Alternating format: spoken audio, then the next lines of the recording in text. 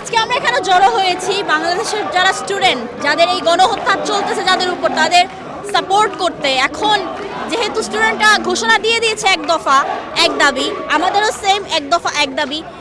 আমি সবাইকে মনে করাতে চাই, এখন যারা বলতেছে যে এটা থার্ড পার্টি জয়েন হয়েছে, বিএনপি, জামায়াত, শিবির, এগুলা কিছুই না। গত পরশুদিন পর্যন্ত ছাত্ররা বলে নাই এক দফা এক দাবি। তারা কেন বলছে? এতদিন সবাই বলতেছিল 9 দফা 9 দফা। সরকার এতটা উদাসীন, এত গণহত্যা চালাচ্ছে, আমরা এক্সাক্ট কতজন মানুষ মারা গেছে সেটার লিস্ট আমরা জানি না। বিবেকের তাড়নায় এখানে এসেছি। আমাদের পরিবার পরিজন আত্মীয় স্বজন দেশে অনেকেই আছে এখন। আমরা এতই আমাদের দেশের আত্মীয় স্বজনকে এতই ফিল করছি যে আমরা মনে করছি যে আমাদের এখানে আসা উচিত, প্রতিবাদ করা উচিত, এবং আমরা চাই আমাদের প্রধানমন্ত্রী অতি সত্বর পদত্যাগ করে এই সমস্যার সুরাহা করবেন। আমাদের আপনারা জানেন আমাদের দেশে একটা ভয়ঙ্কর পরিস্থিতি বিরাজমান। আমাদের বাচ্চারা এখন পথে, আমরা অনেক বাচ্চাকে হারিয়েছি।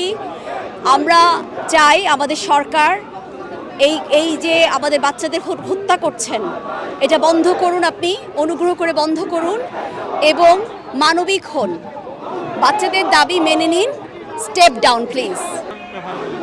আচ্ছা, আমরা যারা এখানে এসেছি প্রবাসী থেকে, আমরা বাংলাদেশের মানুষরা যারা জান দিয়ে লড়াই করছেন এই শেখ হাসিনাকে উৎখাত করার জন্য, আমরা আপনাদের মতো জান দিতে পারতেছি না, কিন্তু লন্ডন থেকে আমরা প্রবাসীর পক্ষ থেকে যতটুকু আন্দোলন করা, এমপিকে নোটিফাই করা সহ আমাদের যা যা করার করতেছি, আমরা একটা মেসেজই দিতে যাচ্ছি, এক দফা এক দাবি, হাসিনা তুই কবে যাবি? Because in her hand too much blood, she has killed so much people, she has no legitimacy to stay in the power. যত তাড়াতাড়ি সে ক্ষমতা থেকে যাবে তত বেশি জানমালের ক্ষয়ক্ষতি কম হবে। তাই আপনি শেখ হাসিনা দয়া করে গদি ছেড়ে আমাদেরকে রক্ষা করুন। আজকে আমি আলতাবালি পার্কে এসেছি। আমি কোনো দল লীগের পক্ষে নই, আমি হচ্ছে ছাত্রদের পক্ষে। আমার খারাপ লাগছে যে আমার নিজের ছেলে মেয়ে আছে। আমি যখনই বাংলাদেশের এই ছেলে মেয়ের রক্ত দেখতে পাচ্ছি, আমার নিজের বাচ্চার চেহারা সামনে আসছে। আওয়ামী লীগ করেন আর বিএনপি করেন, আমরা সবাই কিন্তু বাংলাদেশের বাংলা মায়ের সন্তান। এই জিনিসটা আমাদেরকে ভুললে চলবে না। ছেলেদের, মেয়েদের, ছাত্রদের দাবিটা ছিল কিন্তু ন্যায়সঙ্গত। প্রথমেই যদি সেই ন্যায় দাবিটা মেনে নিলে আজকের এই পরিস্থিতির সম্মুখীন আমরা হতো না। যেহেতু আমরা এই পরিস্থিতির সম্মুখীন হয়ে গেছি, শত শত ছেলেমেয়েরা প্রাণ দিচ্ছে, রক্ত দিচ্ছে। বাংলাদেশে এখন যেটার প্রয়োজন সেটা হচ্ছে গভর্নমেন্টের স্টেপ ডাউন।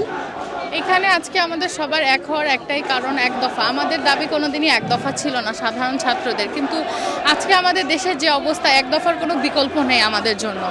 কারণ যেই প্রধানমন্ত্রী তার বিবেক, মনুষ্যত্ববোধ সব হারিয়ে ফেলে, যার হাতে দেশের সাধারণ ছাত্ররা নিরাপদ না, যাদেরকে মারতে তার দ্বিধাবোধ হয় না, তাহলে একটা সময় দেশকে জনশূন্য করতে শুধু ক্ষমতা দখল করে রাখার জন্য তার দ্বিধা হবে না।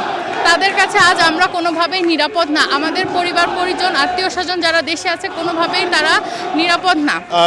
আজ আমরা এক দফার দাবির পূরণের লক্ষ্যে আমরা শহীদ আলতাবালি উপস্থিত হয়েছি। বর্তমান যে হত্যা, যে নির্যাতন, যে স্ট্রিমলার চালু হয়েছে, তারই প্রতিবাদের উদ্দেশ্যে আমরা এখানে হয়েছি। খুনির সাথে কোনো আপোষ নয়, গুলির সাথে কোনো সম্মান নয়। সুতরাং পদত্যাগ তাকে করতেই হবে, আমরা পদত্যাগ তাকে বাধ্য করবো ইনশাআল্লাহ। আন্দোলনের চলমান প্রক্রিয়ায় ছাত্ররা প্রথমেই এসে তো এক দফা দাবি করে নাই। তাদের ন্যায্য যে কোটা বিরোধী যে আন্দোলন তারা শুরু করেছিল, তাদেরকে দমন পীড়ন এবং নির্যাতনের মাধ্যমে আজকের এই পর্যায়ে আন্দোলন এসে ঠেকেছে।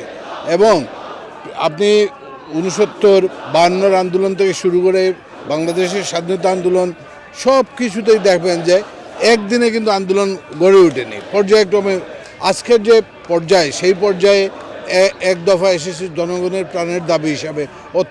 অত্যাচার, নির্যাতন, নিপীড়ন বন্ধ করে বাংলাদেশে একটি সুশৃঙ্খল পরিবেশ ফিরিয়ে আনতে হলে শেখ হাসিনার অবৈধ শাসনের পতন জরুরি, এবং এই লক্ষ্যেই দেশ এগিয়ে যাচ্ছে।